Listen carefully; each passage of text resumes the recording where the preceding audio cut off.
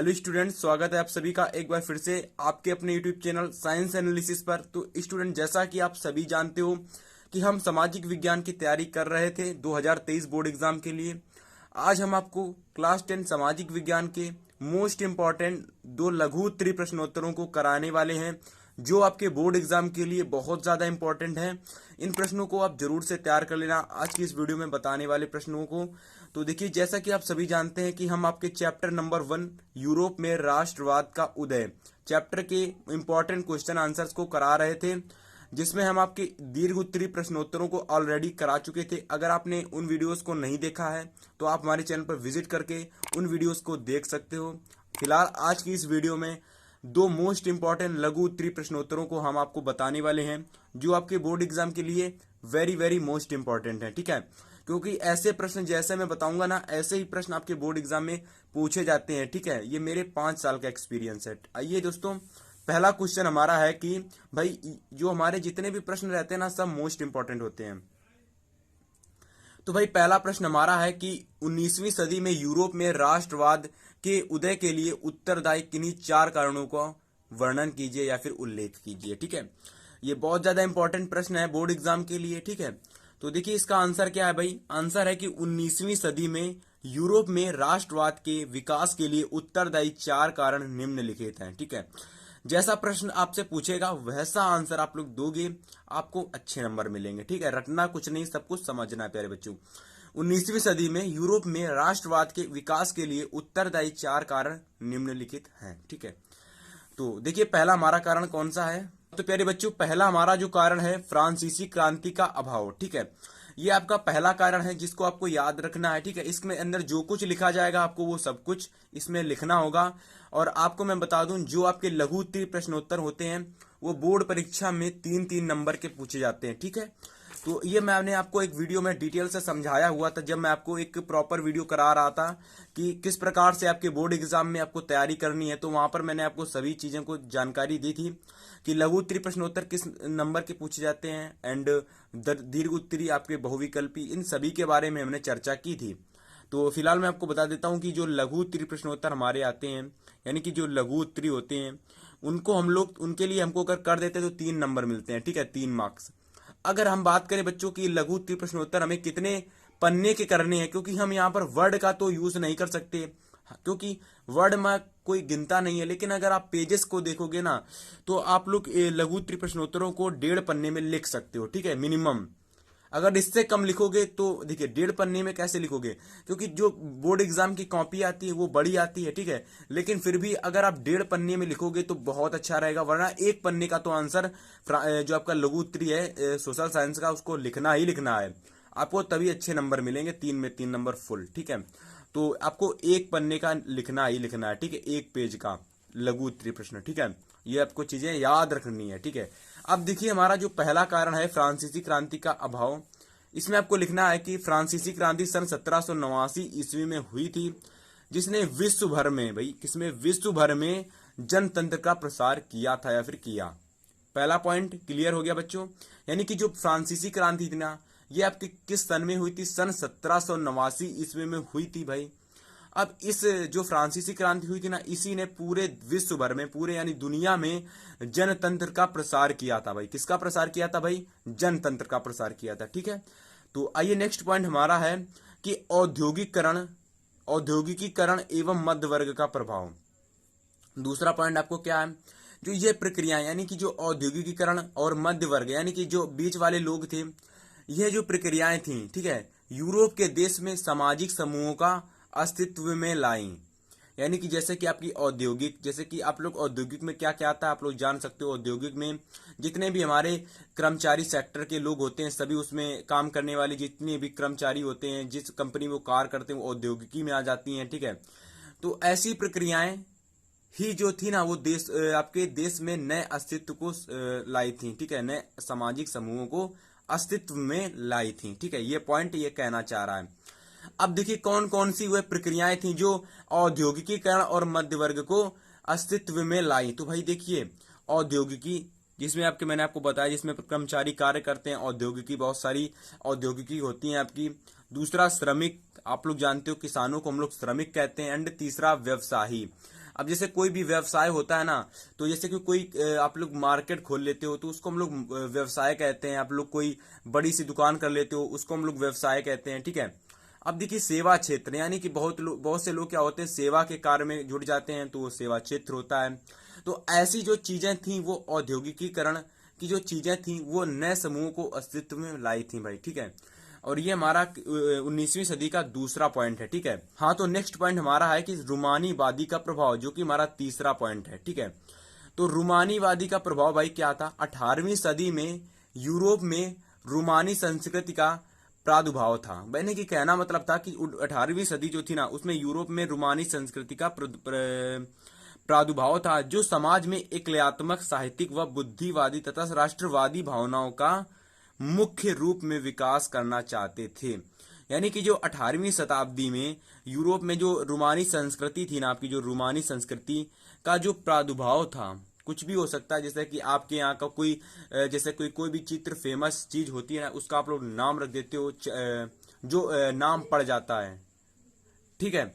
तो वैसे ही रूमानी संस्कृति का प्रादुर्भाव था, जो समाज में एकलयात्मक, साहित्यिक व बुद्धिवादी, राष्ट्रवादी इन सभी भावनाओं को विकास करना चाहता था, ठीक है। तो यहाँ पर आप था भी लिख सकते हो एंड थे भी लिख सकते हो, अपने अनुसार से आप कुछ भी लिख सकते हो, ठीक है। तो 3 पॉइंट हो गए, हम लोग चौथा पॉइंट देखते हैं। हाँ, तो इतना समझ में आया आपको कि जो तत्कालीन साम्राज्य में आर्थिक उदारवाद की भावना के साथ साथ भाई राष्ट्र राज्यों को भी बढ़ावा दिया गया। इसके अलावा उदारवाद व्यक्ति की स्वतंत्रता और सभी के लिए समान कानून की वकालत करता रहा। जो ये उदारीकरण हुआ था ना, अक्सर में ये यार समझ में नहीं आता एक बार पढ़ने से, ठीक है। तो इसका मतलब भाई क्या होता है कि जो तत्कालीन समाज में आर्थिक उदारवाद की जो भावनाएं थी ना, उसके साथ साथ राष्ट्र राज्यों को भी बढ़ावा दिया गया, ठीक है। इसके अलावा उदारवाद व्यक्ति थे ना, तो उदारीकरण में हमें उदारवाद व्यक्ति के बारे में पढ़ना है। तो उदारवाद व्यक्ति जो है ना, वो स्वतंत्रता और सभी के लिए समान कानून के प्रति रहता था, ठीक है। तो ये पॉइंट वही कहना चाह रहा है आपका, ठीक है। इसको नोट कर लो और एक बार पढ़ना, 2 बार पढ़ना, आपको समझ में आ जाएगा, ठीक है, ये पॉइंट। और देखिए इसके नोट्स बनाते चलना, ठीक है। जितना मैं आपको करा रहा हूं उसके भाई नोट्स बनाते चलना, क्योंकि अगर आप एक बार वीडियो देख लोगे तो कुछ भी चीजें हासिल नहीं होंगी, ठीक है। फिर लास्ट में आप लोग कहोगे कि हम जिस यूट्यूब चैनल से पढ़े थे, आखिर में उसके पढ़ने से हमें कोई चीज प्राप्त नहीं हुई। तो ऐसा तो होता नहीं कि भाई आप लोग पढ़ाई करो और बोर्ड एग्जाम में आए ना। तो हम ऐसी चीज पढ़ाते हैं जो बोर्ड एग्जाम के लिए इंपॉर्टेंट होती है। केवल आप लोग एक लापरवाही कर देते हो। इससे पहले जो बैच पढ़ा था उसने यही लापरवाही की थी कि भाई जितना मैं पढ़ाता था वो लोग नोट्स नहीं बनाते थे। आप लोग नोट्स बनाते चलना, जितना मैं पढ़ाता जाऊं उसके नोट्स बनाते चलना, ठीक है। तो पहला आपका क्वेश्चन हो गया लॉन्ग आंसर, इसका आप लोग नोट्स बना लेना, ठीक है। तो आइए हम लोग नेक्स्ट क्वेश्चन देखते हैं। नेक्स्ट क्वेश्चन बहुत ज्यादा इंपॉर्टेंट है बोर्ड एग्जाम के लिए, और इस क्वेश्चन को आप लोग 3 मार्क्स कर लीजिएगा। कितने टोटल? 3 मार्क्स, क्योंकि बहुत ज्यादा इंपॉर्टेंट है आपकी बोर्ड एग्जाम के लिए, ठीक है। और ऐसा प्रश्न आपको बोर्ड एग्जाम में देखने को किसी ना किसी सेट में जरूर मिलेगा बच्चों, बहुत ज्यादा इंपॉर्टेंट प्रश्न है। चलिए इसका आंसर देखेंगे, पहले क्वेश्चन पढ़ेंगे। तो वही लिखा हुआ जर्मनी की एकीकरण प्रक्रिया का संक्षेप में पता लगाइए। जो हमारी जर्मनी की एकीकरण की जो प्रक्रिया हुई थी ना, इसको संक्षेप में पता लगाइए। आपके बोर्ड एग्जाम में किसी भी प्रकार से प्रश्न पूछ लिया जाए, आप लोग आंसर यही लिख कर आओगे। थोड़ा सा लेंदी आंसर है क्योंकि ये टिपिकल होता है, थोड़ा सा बड़ा क्वेश्चन आपके बोर्ड एग्जाम में संक्षेप में पता लगाना है भाई। तो देखिए आप कैसे लिखोगे, देखिए लिखा हुआ है यहाँ पर, जैसा लिखा आपको ऐसा लिखना बोर्ड एग्जाम में, ठीक है। तो देखिए 1848 ईस्वी के बाद यूरोप में राज्य शक्ति और राजनीतिक वर्चस्व पर अपना प्रभुत्व स्थापित करने के लिए रूढ़िवादियों ने अक्सर रूढ़िवादी भावना का प्रयोग किया। जो भाई 1848 ईस्वी के बाद यूरोप में राज्य शक्ति और राजनीतिक वर्चस्व अपना प्रभुत्व स्थापित करने के लिए रूढ़िवादी ने, यानी कि जो रूढ़िवादी व्यक्ति थे ना भाई, रूढ़िवादियों का मतलब रूढ़िवादी व्यक्ति, तो जो रूढ़िवादी व्यक्ति थे ना, उन्होंने अक्सर रूढ़िवादियों का प्रयोग किया, उन भावनाओं का प्रयोग किया, ठीक है। जर्मनी में मध्यवर्गीय, आगे समझिए, जर्मनी में मध्यवर्गीय लोगों के बीच राष्ट्रवादी भावनाएं व्यापक थीं। उसी समय जर्मनी में मध्यवर्गीय लोगों में जो राष्ट्रवादी भावनाएं थी वो व्यापक थीं। आगे देखिए, आगे समझिएगा, 1848 ईस्वी में जर्मन संप्रदाय के विभिन्न क्षेत्रों को मिलाकर निर्वाचित संसद द्वारा नियंत्रित राष्ट्र राज्य बनाने का प्रयास किया गया। आगे देखिए, उसी समय प्रसा ने राष्ट्रीय एकीकरण के आंदोलन का नेतृत्व भी किया और प्रसा के जो मुख्यमंत्री ऑटो वॉन बिस्मार्क था ना, यहाँ इंपॉर्टेंट बहुविकल्पी प्रश्न आपसे एक बन जाता है बच्चों कि जो प्रसा का मुख्यमंत्री था वो कौन था, तो आप लोग बताओगे कि ऑटो वॉन बिस्मार्क भाई आपके किसका, प्रसा का मुख्यमंत्री था। कौन भाई, ऑटो वॉन बिस्मार्क प्रसा का मुख्यमंत्री था।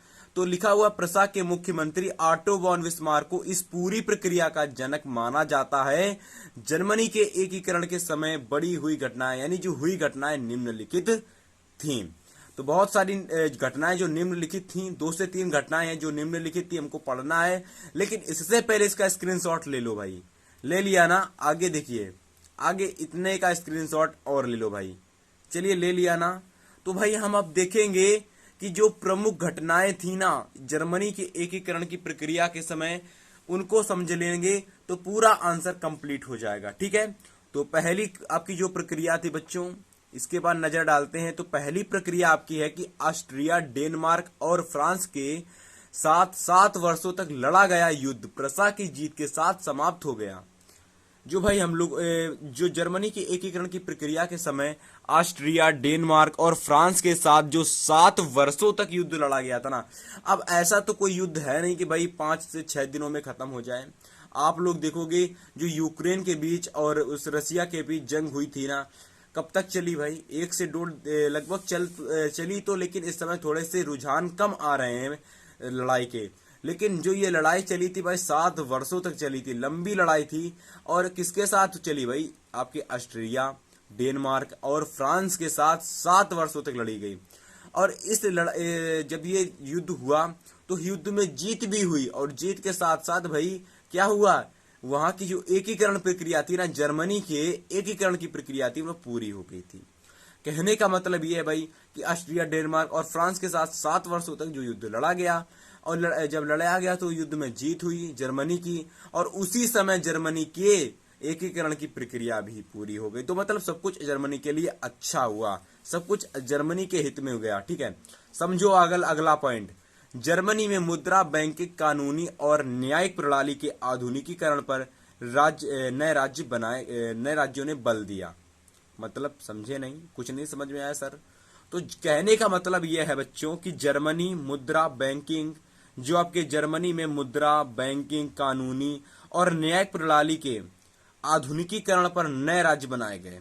यानी कि बैंकिंग, कानूनी और न्यायिक प्रणाली में आधुनिकीकरण को हटा दो तो भाई वहां पर नए राज्य बनाए गए। इतना समझ लो कि जो आपकी बैंकिंग सेवा थी, कानूनी क्षेत्र थे, न्यायिक प्रणाली जहां थी, तो वहां पर नए राज्य का इस्तेमाल या नए राज्य बनाए गए। ठीक है, तो आगे देखिए ताकि वहां की चीजें सलकुल संतुलन में बनी रहे, समझ रहे हो, इसलिए वहां पर बनाई गई।